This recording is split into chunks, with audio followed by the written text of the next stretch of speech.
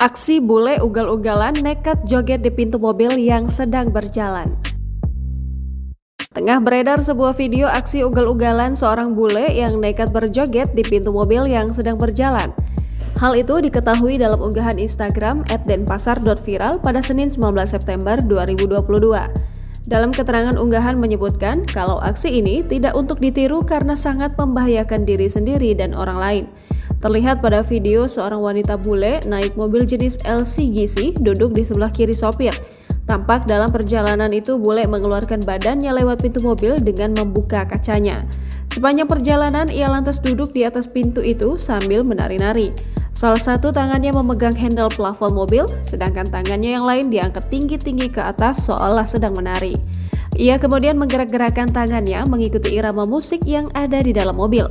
Sesekali ia merebahkan badannya ke belakang sambil tetap berpegangan.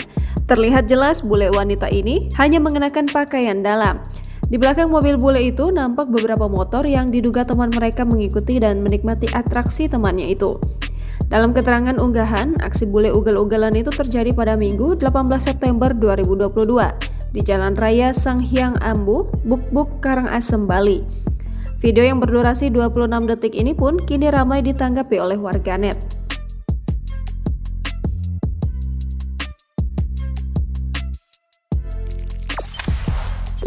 Jangan lupa subscribe, share, komen, dan like ya!